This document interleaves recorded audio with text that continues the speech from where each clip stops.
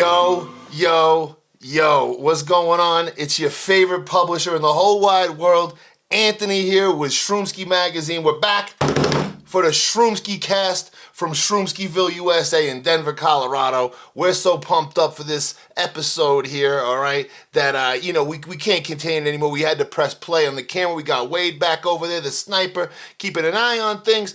And, I'm going to do my thing, okay? So, as you can see, we got a magazine, and, often mistaken for a coloring book by the untrained eye, okay? But, so I want you to know that there's more than just cute, lovely pictures in there, okay? We got a lot of great content. And one of the things that I want to do is kind of dive in deeper to some of the articles that we've written. And, don't let the looks fool you. But I've written a couple decent ones myself, so we're going to start out with, one of those, okay? Which was the one from the most recent issue, the Alex and Allison Gray edition, which is going to be the Future of Psychedelics, okay? Ta-ta-da! All right, like I'm doing my best Nostradamus impersonation right now. We're going to try to hit the nail on the head and shed light on, what I feel is going to go on over the next 5 to 10 years. Right, we kind of already know a lot of stuff that's going to happen, but, over the next, half a decade to a decade, it's all going to unfurl, and we'll figure out how this psychedelic treatment model and the whole industry in general are going to work, right? Because there's a lot of different moving parts. It's not just one sector that's doing everything, okay? So the first thing that is obvious that we're going to talk about, because it was a big driving force on what gave me the confidence to go do this, is that there was going to be a bunch of licenses that got issued inside of Colorado for psychedelic assisted therapy, okay? That's what this is called. It's not in the framework that they did cannabis, okay? Where they trust the consumer to go pick it up and go home and self-medicate. This is going to be different. You're going to be going to a facility, checking in, giving them your keys, signing off on, hey, I'm not going to try to run out of here over the next, 6 to 8 hours. I don't know how long that'll go, but there's a little kind of gray area on that. But you're under the care of a facility and a facilitator, or an individual, professional, whatever the fuck, shaman, okay, that's going to be keeping an eye on you and making sure that the experience that you have is a successful one. And, if there's some turbulence along the way, they're there for you, keep an eye on you. We're all excited about that. It's like the first time that's really happened here. Don't get me wrong. It's been going on in Oregon for the last, I think, close to 2 years, but I don't know, man. Oregon fucked that shit up somehow, okay? Like, they decriminalized every drug known to man, plus 30 that hadn't even been developed yet. They just said, fuck it, okay? And I'm just kidding with that. I kid you guys, Oregon, but you guys get a little wild sometimes. But, they decriminalized all the drugs, yet had the framework going in for psychedelics. I feel like they shot themselves in the foot and they overwhelmed themselves. Now they repealed that. There's no longer decriminalized across the whole state. There's a lot of penalties now for possession of different substances there. So you have to go through the controlled route, whatever it is, framework in Oregon, 100%. Here in Denver, in Colorado, it's a little different. Even though we're talking about psychedelic assisted therapy now, there's a different factor to it. So that framework is going to be put in play, and it's going to be like anything else with a lot of competition. There's going to be a lot of companies that come out, therapists that feel that they can help and treat, which is great. They're going to be sprinkled all over the state. But, as with anything, there's going to be the best, and there's going to be the middle, and there's going to be the bottom. You know what I mean? And we're going to figure out who's the best and who, the best ones are going to have a line out the door, and the other ones are going to, hear crickets, and they're going to shut down, within a couple of years if they're not able to provide a really good benefit to the consumer, the patient, right? So that's the psychedelic assisted therapy model. That's what's coming here. Also in Massachusetts, where they have an election. Well, we all have a fucking election coming up, but like where Massachusetts has it on their initiative, whatever the fuck it is, okay, they have a chance right now to have psychedelic assisted therapy and decriminalize a bunch of the same plant medicine that we did here in Colorado, like DMT and ibogaine and mescaline, stuff like that. So that's happening there. So as of right now, it looks like Colorado is the only one, but come very soon, Massachusetts may be online. And that's that with the psychedelic assisted therapy. So here's the thing. When I was talking about what us Coloradans have as a dynamic opposition to the psychedelic assisted therapy framework is at-home cultivation, okay? Where we have voted it in this state that within a 12 by 12 space, okay? And I actually find this, whatever. I mean, I guess it's the failed mathematician in me, okay? I didn't notice a height on that. 12 by 12 wide, where's the height? Can you take a fucking shipping container and turn it on the side and grow all the way up 15 stories? I think you can right now. So it's a 12 by 12 space, and you can grow what you can fit inside that space. And there's really no, restrictions on it. It's been kind of interesting. My lawyer actually, Kelly, she's broke down a handful of times to me, how the wording goes, and she's just like, I don't know how to explain this. It says, you could grow enough for yourself, and it's all kind of up in the air on how do you define enough? What's enough for me? What's enough for you? It's different, right? So you're allowed to grow here in the state of Colorado, and every Tom, Dick, and Harry has taken advantage of that. We got mushrooms coming out of our ears, okay? Everybody's got 10 packs. Grandmothers over at the knitting circle, they're chewing these things up and growing them by the pound. They're everywhere, okay? So they don't have that in Oregon, all right? You just got to go through they don't give a fuck. They'll do whatever they want out there, but whatever. They don't have that out there. We got it here, and that's been the interesting dynamic to watch take place that I know that the regulated psychedelic assisted therapy framework is going to have to compete with, which is, from the looks of it, their therapy sessions are going to be pretty expensive. I mean, don't get me wrong, you're paying for a professional to sit there and keep an eye on you while you do who knows what, okay? And that's a lot of variables, and I get it. You can't get somebody in there for $15 an hour. Maybe you could, I don't know, but you can't get somebody in there cheap and really have them take it serious. I believe right. You got to pay them pretty good. So what they have to deal with though is the fact that there's so many mushrooms being grown on the gray market here that you can basically go on Facebook and type in magic mushrooms, and there's going to be an ad on Facebook that Zuckerberg lets go down. Okay, you did it, Mark. You okay? So you can go online into some of these marketplaces, and they're that easy to get. Don't get me wrong. I haven't fucking gone over to the corner store and done the funny handshake for the fucking bag of mushrooms. That's not my thing anymore. I don't have to do that. I moved out of Florida, okay? I've met at enough little laundromats, okay, over the years with the fucking handshakes and shit, okay? So I don't do that anymore. Now, what we're going to have to do is we're going to have, the at-home cultivation factor, which is there's such a big supply on the gray market that you can go basically get an ounce of mushrooms for $150, depending on how nice you are and what time of the day it is. You can usually score an ounce of mushrooms, and an ounce of mushrooms will get you, your friend, and their pals tuned up really, really well. You know what I mean? Don't get me wrong, you don't have a therapist involved with it, but I mean, personally, I've never had a therapy session with someone keeping an eye on me that wasn't tripping, right? They were usually doing that shit with me. You know what I mean? This is going to be somebody who, to my knowledge, is not consuming the substance with you, although I don't know if that's out of the question. You know what I mean? You little mushy, you go and you do your work. This might be what goes on here.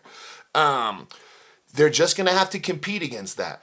Do you want to go for the really expensive session that has follow-up and has a big professional framework to it, or do you want to bypass that and go try to score a little something out the alleyway downtown? Okay, so there's ways to do this, and that's what's gonna have to be weighed versus they're gonna have to weigh this out, and not even weigh it out. They're just gonna have to compete with it unless the laws change. That's what's gonna go on here, and it looks like it will probably go on in Massachusetts as well if that vote does go through, which I think it will. I got faith in you guys out there. All right? It's my home state. I'm very proud of that, okay?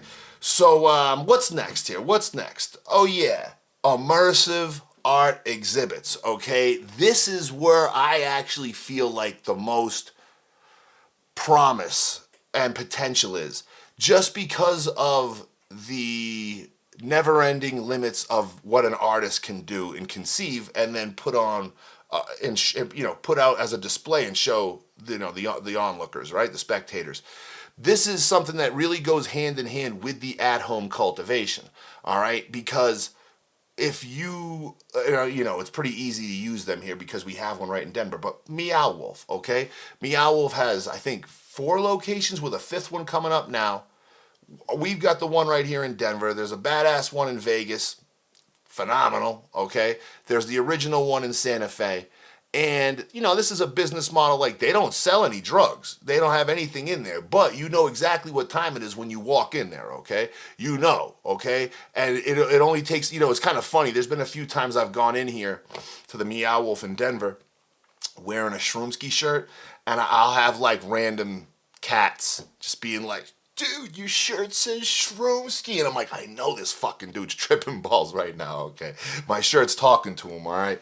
So, look, what you can do at a immersive art exhibit is, dose yourself.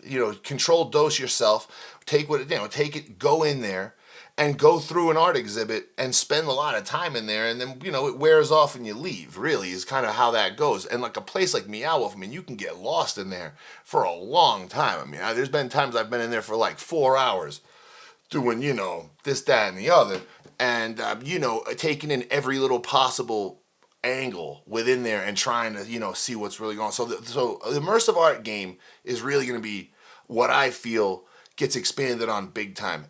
I also feel like there's a lot of open space just around the cities. There's not as much, there's a lot of vacant spaces, like big shopping malls are kind of like going vacant. I could just see, some big shopping mall turning into some immersive art galleria or something like that. I could see it happening, So like the immersive art, establishment that we're gonna see is gonna be something that's pretty impressive. And even like Shaquille O'Neal, he even got in on it. When I was out in Vegas, he's got this thing called Shaq's Fantasy Lab. It's in the I think it's called Fashion Mall. It's that big ass fucking mall, whatever. So that I went to, and it's in there. I didn't really get all through it, but there was all kinds of different like art, sculptures, and visual stuff.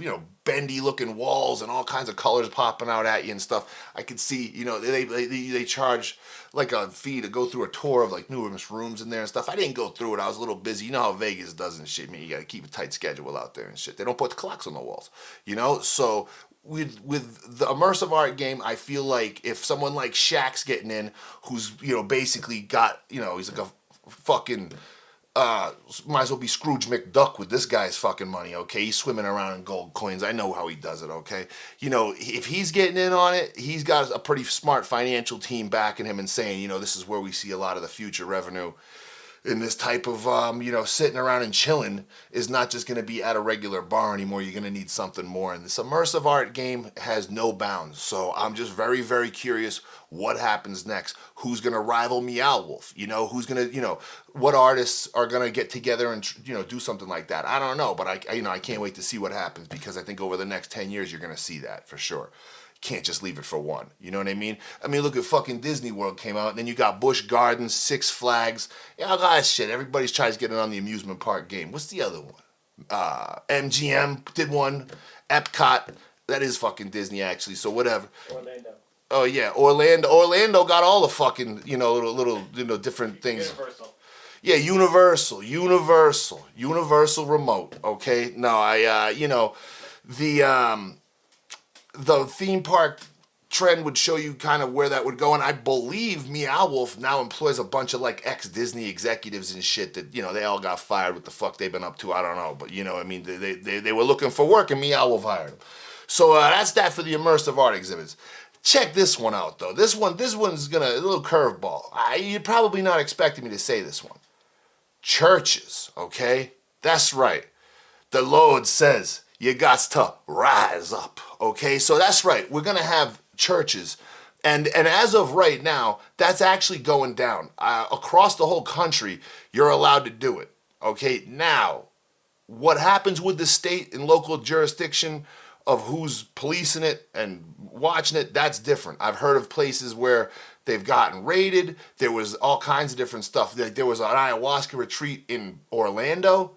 Right, you know what I mean? You can literally go see God and Mickey in the same day, okay? So it's like, they had that, and they had to pay, I want to say like $15 million or something, maybe even more than that. It was a bunch of money to a family of a young kid that had passed away under their care. I don't want to say young kid. I think he was in his 20s, but had passed away under their care. And look, I'm a big supporter of this and falling through a church, right? For the most part, I think there just needs to be a lot of checks and balances along the way, and you can't put money over safety. If someone's got a fucking heart problem, like, you can't take their money. You gotta say goodbye. Okay, you can't get on. It's the roller coaster thing again. You can't get on this roller coaster, sir. You're too fat. Okay, so that's it. You can't get on it. We can't fit the harness on you. There's no exceptions. You can't say that. You know what I mean? You can't.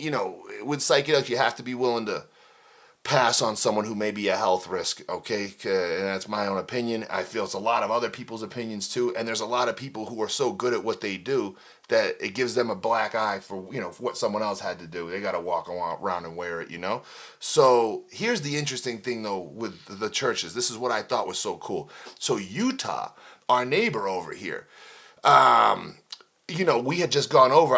In this year, in 2024, I've gone to Utah twice for events. Great community over there. And my God, is Salt Lake City clean next to Denver? Whatever. What's another fucking episode? Okay. All right. But going over there and seeing the way that they're gonna set things up, and this has already gotten through their state legislature. I fucked that word up. Legislature. Okay. So the people going behind that in Utah have let this fall under the Religious Freedoms Act, religious liberties. Don't quote me on that, but it's the one that lets the Mormon church kind of get away with whatever the fuck they want over there, okay? So it's going to fall under that, and you're going to be able to have a licensed church. You're going to have a licensed church, and you're going to be able to provide, the service right through there. And it falls under, like I said, that religious liberties law, which is a big deal. So, yeah, you may see something like the Church of Shroomski someday as you drive into Utah. Okay, very well could happen. We are potentially looking at licensing opportunities to all my Mormon friends out there. Holla, you know what I'm saying? So we got there's a lot. By the way, the best part about the church model, to my knowledge, at least for running a business, is you don't have to pay taxes. You want to talk about throwing up the fucking balloons and having a celebration, because the exact opposite's going to happen with the regulated framework. They tax hard every which way. You sit there and look at a paper too long and they fucking fine you and shit. So they get their money hard that way. Through the church model, it's going to bypass the taxes. I think that's a big deal. I'm a big promoter of that stuff, and I can't wait to see how that rolls out in Utah. We're going to be doing business over there and really just doubled our territory out here. So pretty happy with that. All right. Next, the festivals and conventions. Oh, now see, this kind of has already been going on in a sense. For psychedelics, a festival may have been the only place that you could have got your hands on a lot of this shit for the last 30, 40 years. Okay? You would go to a Fish concert. We all know what the fuck goes on over there on Shakedown Street. You guys are fucking maniacs. You've got, just going back as far as like the whole Woodstock and that model of a festival, right? And it gets duplicated with there's so much different music now. So, there's all kinds of different festivals. And do they come right out and say that they're a psychedelics festival? Not so much, not in the past, but a lot of that music leans towards that crowd. So they do tend to bring on a decent size, psychonaut community. So what's going to happen in the future? I believe that they're going to start, promoters like myself, we're getting a little ballsy lately with the smushy stuff and doing psychedelic events, and I just feel like it's going to be a matter of time before you have some kind of festival that's really geared around psychedelics. And by the way, I shouldn't, you look at a Burning Man, like that's definitely geared around psychedelics. That's a festival. I mean, you have the big ones that have already been around for a long time and established themselves. I think you're going to see more, maybe smaller ones. I think you're going to see more of that. The conventions is going to be the other side of it where I feel like there's going to be a lot of this, right? You've got obviously the big psychedelic science convention that MAPS put on. You have PsyCon. That's another one we worked with last year. We're even throwing our own convention here November 9th, the Rocky Mountain MushCon. So I believe that that's something there's a market for that. And people in certain communities they want to get out and learn about this stuff. They don't necessarily know where to go. So, if there's a convention in town once a year, I think there's a chance it does pretty well with that local community, and I see it being a plus. I think you're going to start seeing it in a lot more states too, where we're going out to throw the Mass Mushroom Marketplace out in Massachusetts in March of next year. And, I look at that as, granted it's a marketplace and we're not really calling it a convention, but it's the start of one. And as long as that goes the way I think it is, we'll probably be throwing a convention out there. So I think there's just going to be a lot more like meetups and events where everybody's on the same page, bunch of different companies. Now they're starting to be companies. If there's a lot of companies, you can sell booths, and I just feel like that's going to keep happening. And I'm all for it because it helps us circulate our magazine. If you got a convention or if you got some sort of festival that's got something to do with psychedelics, feel free to drop us a line. All we could say is one of two things: yes or no. Okay, you already knew that. All right. So what's next after that? Vacationing for treatment. See, I had my numbers kind of fucked up on here, okay? I had to switch them around because I almost forgot about that. Vacationing. Now, that's something that's been going on for quite some time.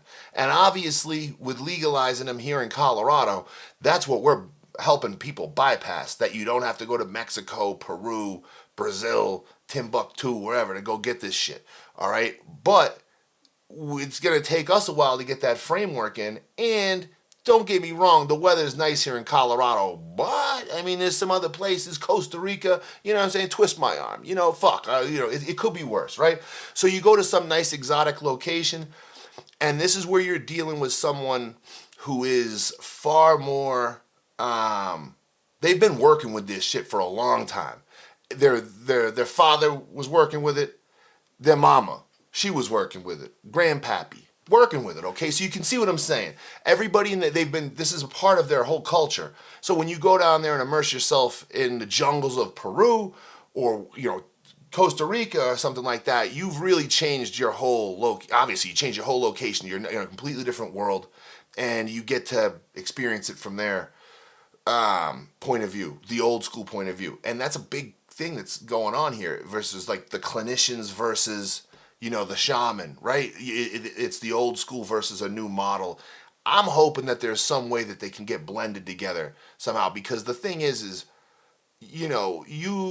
let's just say the clinician side of it. You may have gone to, all the best schools and got the great degrees, and you may have been the fucking summa cum laude or whatever, you know what I mean? But if you haven't been around this stuff and you're just experiencing it for the first time, you're green. You only know so much. You know what I mean? You may have a good understanding of what can happen, but you still got to go put some laps on the car. You know what I mean? And get out there and see what it is. And that's where there's a lot of people who, they may not have that degree, but they've been around it enough and they kind of can see, they know the course of how things are going to go, and they're very intuitive at that stuff. So when you look at someone who may have all those degrees versus someone who that's been their whole culture for their whole life, it's been a part of it. You know what I mean? Just like me growing up, spaghetti and meatballs on Sunday. You know what I'm saying? So it's like they probably fucking sip ayahuasca on Sunday and shit in some of these villages and stuff. And it's a different energy that comes through it. It's very attractive to a lot of people to get out. Sometimes, you need to break away from your circle, and you don't, if you're going to jump in a plane and go from Florida to Colorado or something like that, well, you can easily turn around and just go to Mexico too, right? Or Costa Rica, wherever else, right? And get those treatments. So I still feel that that's a big market. I feel like just because of the exotic locations and the experience with the medicine, that's always going to be something very, very enticing. Where even though you can go to all these different places that are going to pop up in Colorado or wherever else, going back to a different location completely, it feels very attractive to a lot of people, and I can't see it really slowing up. I can see it actually expanding more. So, curious to see how that goes. Again, they're going to obviously take some sort of a hit. It's the same thing is going to happen that essentially happened in Colorado as a result of the weed thing. Let me just give you this little mathematical equation. When Colorado was the only state, practically, was one of the only states, or right here in the center of the country, and we had recreational weed, and we had that big booming medical market at the time, we were supplying the whole country. People would just come to Colorado and get weed, and it was so easy to sell it. Me as a salesman selling weed, right? It was super easy to sell it. But we're not the only show in town anymore. and almost every state has at least medical weed, right? And a lot of them almost all have recreational now. So the end game consumer, someone who lived in Tennessee, or someone, even though they didn't fucking get it, whatever, but someone who lives far away, you can get it now. There's other places, much closer where it's growing. That's gonna happen with this. Even though you can travel to an exotic destination to go have this, you can also just drive around the corner and just go to a facility here. Why would you know what I mean? Like that's going to be tricky. It's going to be access to it. So that's what that did. We got access to it now in Colorado, and it is going to cut back on it a little bit. But with anything, the best ones are going to remain, and the ones that were kind of mediocre, they're going to fall off. That's my prediction with that. What's left on this? Oh, okay. And it's kind of what sums this up, right? It's the mental health crisis, catastrophe, whatever you want to call it. It's a chance to maybe, possibly get some kind of wedge in between big pharmas being the only answer, and then or prison, right? Like it seems like it's either one or the other. You're either gonna go to jail, or we're gonna get you on some sort of pharmaceutical blend to help you out. And you know how that works. If you're homeless and on the street and batshit crazy, I mean, you're not gonna fucking listen to that. You're out there trying to get, $20 to get some booze and some cigarettes and a little food. You know what I mean? Like that's kind of where very short attention span. There's only so much you can do at that point, right? And I feel like there's a lot of people out there that this shit would just help. And so many of the people that need it don't have two nickels to rub together. And not like I'm sitting there saying just go ahead and give away everything you just grew. And I'm not that like fucking kumbaya, spread it to everybody bullshit. No, you only have so much of the stuff. But it's remarkable how small of a dosage you can take of a psychedelic mushroom and have it work. And the costs of growing it are so much lower than, and again, I know this as a result of all the growers that I work with. I mean, weed, you have to have two things that cost a lot of money: light and water, okay? There's no way around it. And you don't have to really have any of that with mushrooms. You fucking miss the top of the lid, okay? You barely even use it, okay? So there's a lot of costs that are much lower in cultivating these. And I just feel like that might be the missing link for a lot of the really far off homeless population that's out there. I think they can get a lot of help. And the key is trying to get not just them, but there's a lot of other people, a lot of vets, stuff that I believe could use this stuff as opposed to going to the bottle or the pharmacy, right? And getting painkillers or some sort of anti-anxiety type shit or whatever, right? Something like that. So that's the big thing. All the stuff that we covered, talking about the assisted therapy, we're talking about at-home cultivation. That's obviously growing at your crib. I mean, I guess you could grow in a dumpster behind a fucking, building if you were living there, but whatever.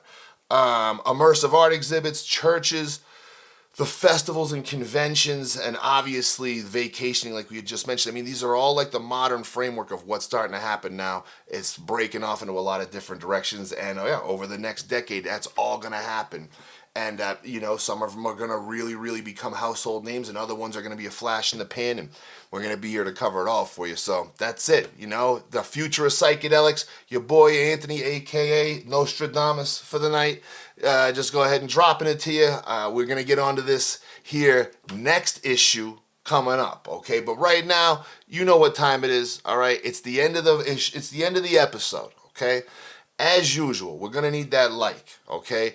Subscribe. I know you already subscribed. I don't even have to question it anymore, okay? You make it through this, you subscribed, okay? And you should go tell somebody, all right? Go shoulder tap a random person. It'd be good for them. And that's it, man. We're going to wrap it up. We're going to cut it loose, and I'll see you on the next Shroomski session. Later.